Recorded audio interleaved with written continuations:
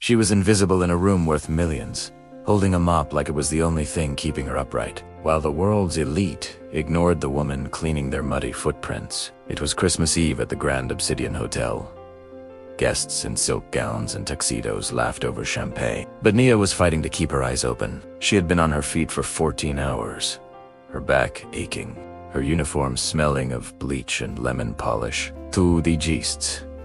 She was just part of the furniture, a shadow in a black dress and white apron who existed solely to make things shine. But they didn't know that beneath the smell of cleaning chemicals, Nia's hands were calloused, not just from scrubbing, but from 12 years of playing the cello, an instrument she had sold 3 months ago to pay for her grandmother's heart surgery. Now, music was just a ghost she carried in her chest, a painful rhythm she tried to ignore. As she pushed her cart toward the empty ballroom, the manager had ordered a final polish of the marble floors.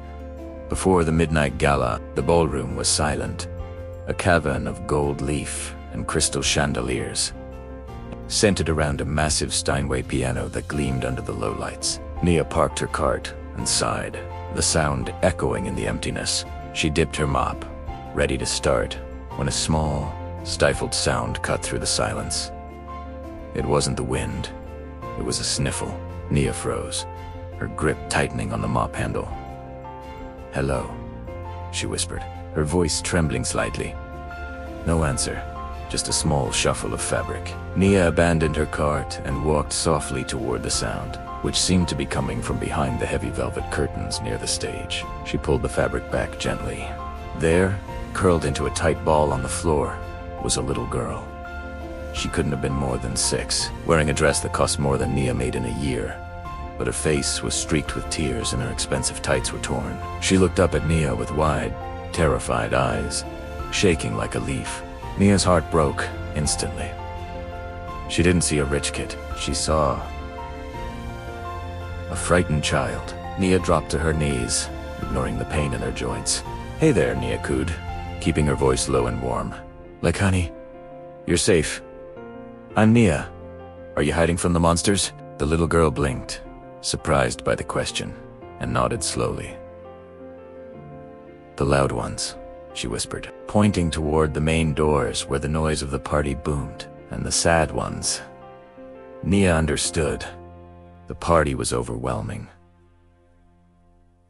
A sensory overload. "I don't like the loud ones either," Nia admitted, sitting fully on the floor, ruining her pristine apron. "What's your name, little one?" "Leo," the girl whispered, "short for Leonora." "Well," Leonea smiled, "you found the best hiding spot in the hotel, but your parents must be worried sick." Leo shook her head violently. "Daddy is talking to the angry man. He told me to sit on the bench, but the noise hurt my ears. So I ran." Nia knew she should call security immediately. Protocol demanded it, but looking at Leo's shaking hands, she knew that uniformed guards and walkie-talkies would only make the panic worse. She needed to calm her down first. Nia looked around, and her eyes landed on the Steinway piano. A crazy, dangerous idea formed in her mind. She could be fired for touching it. Instant termination, but Leah was hyperventilating, her small chest heaving.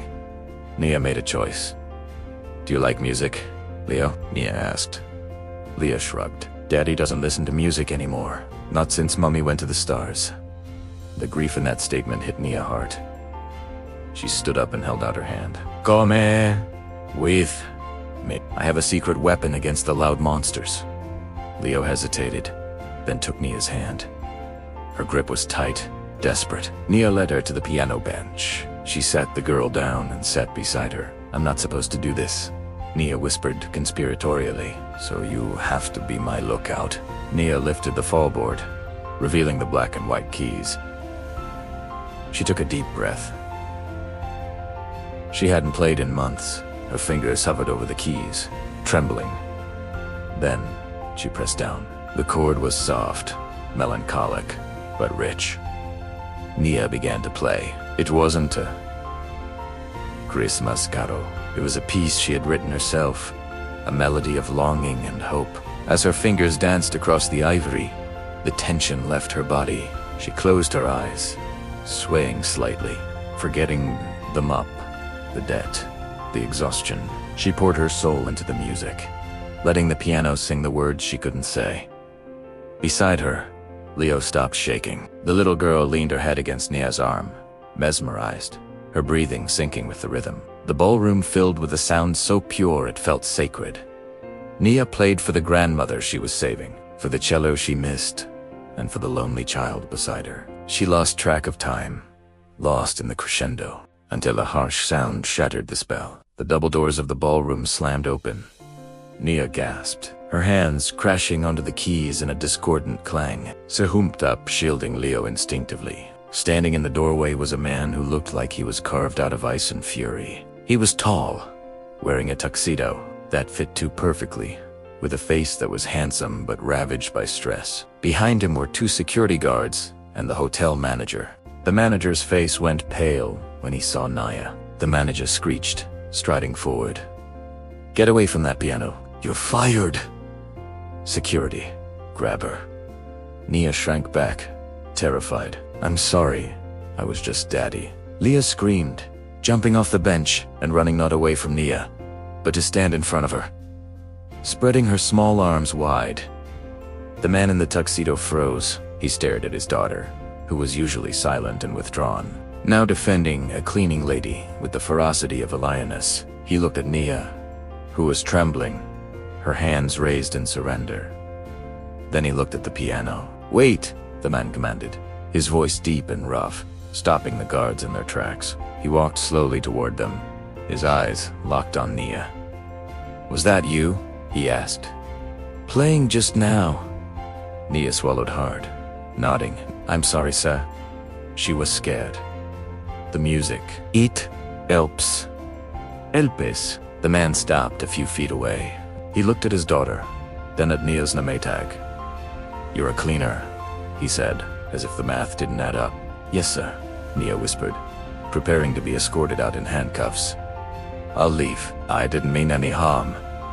"Daddy, don't be mean," Leo pleaded, grabbing Nia's apron. She made the sad monsters go away. "She plays like Mommy used to."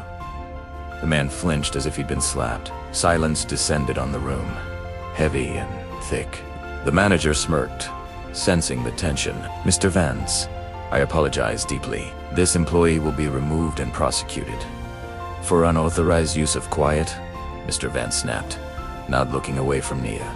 He took a step closer, and for the first time Nia saw that his eyes weren't angry. They were haunted. "You played Rachmaninoff." A sighed softly, but with a variation I've never heard. "It's my own arrangement," Nia admitted, her voice barely audible. I used to play cello. I adapted it." Julian Vance stared at her hands that were red from scrubbing floors, yet had just produced a sound that had stopped him dead in the hallway. He looked at his daughter, who was holding Nia's hand tightly, looking calmer than she had in 2 years. "My daughter hasn't spoken to a stranger since my wife passed," Julian said, his voice cracking. "And she hates piano music. It usually makes her cry."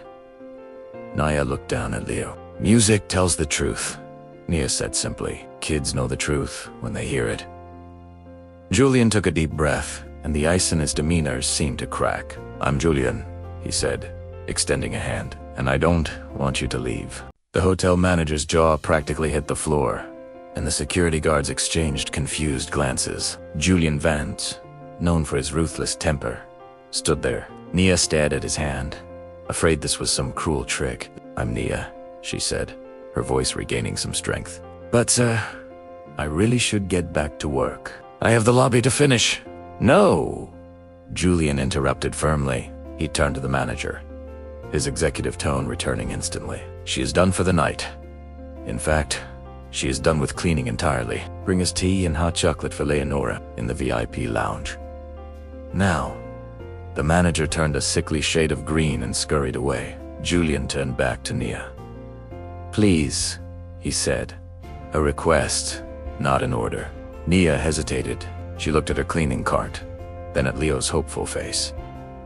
She nodded. 10 minutes later, Nia found herself sitting on a velvet sofa in a private lounge, holding a porcelain cup of tea. Leo sat between them, coloring in a book, humming the melody Nia had played. Julian sat opposite her, studying Nia intently. "You said you used to play cello." Julian started. "Why used to?" Nia sighed, tracing the rim of her cup.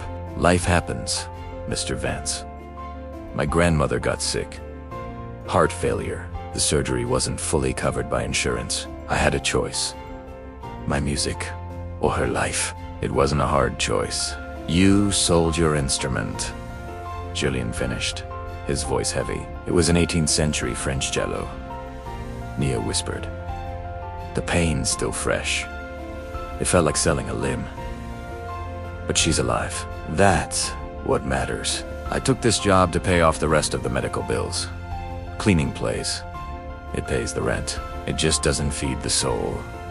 Julian looked at her really.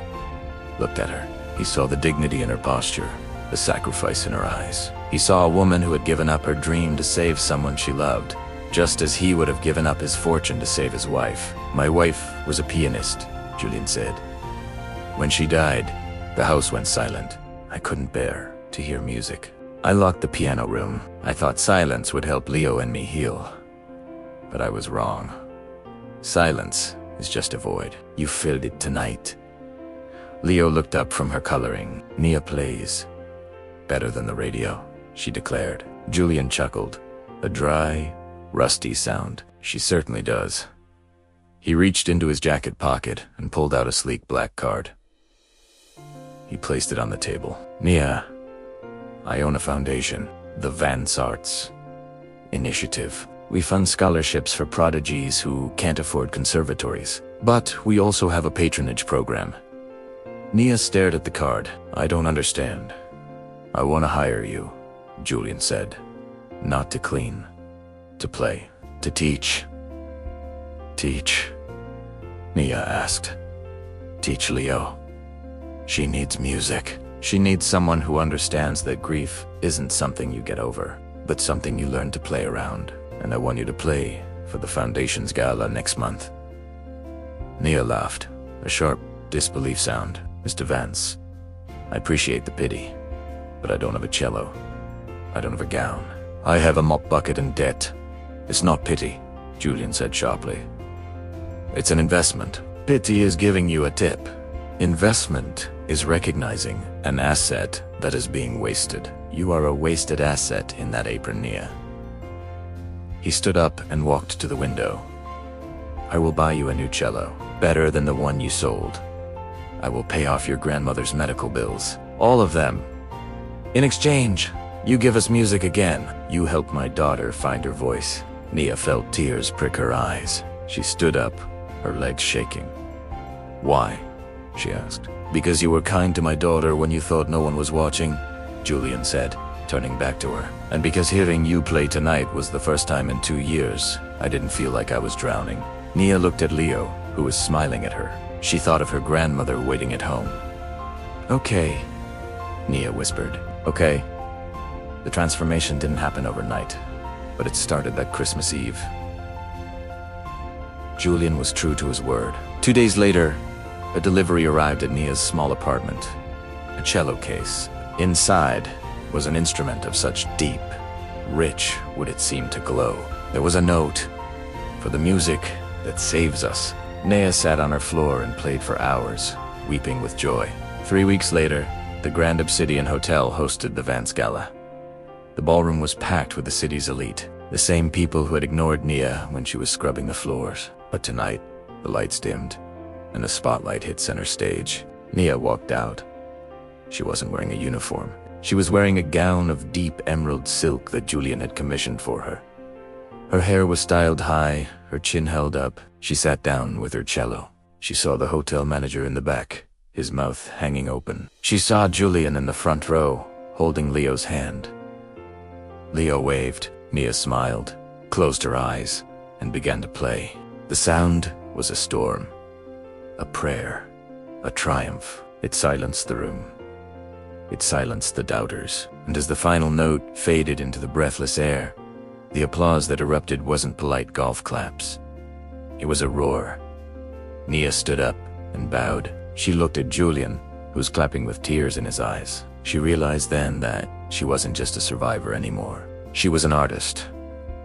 and she knew that no matter how much dust settled on a diamond, it never stopped shining. It just needed someone to wipe it off and hold it up to the light. From that day on, Nia never picked up a mop again. She played on the world's biggest stages, but her favorite audience remained a little girl named Leo and a billionaire named Julian, who sat in the front row of every concert, reminding her that the most beautiful music is the kind that heals broken things. This story reminds us that we never truly know the value of the people we pass by every day. A uniform doesn't define a person's worth, and a job title doesn't define their talent. Nia was a queen in disguise. It teaches us to be kind, to listen, and to look deeper, because sometimes the person cleaning the floor has the power to touch the sky. What did you think of Julian's offer? Would you have accepted it? Let me know in the comments below, and if this story moved you, please hit that like button and share it with a friend. Don't forget to subscribe to her secrets, her stories. For more tales of resilience and hope, I'm sending you all love and light. Until next time, keep your head up and your heart open. Goodbye for now.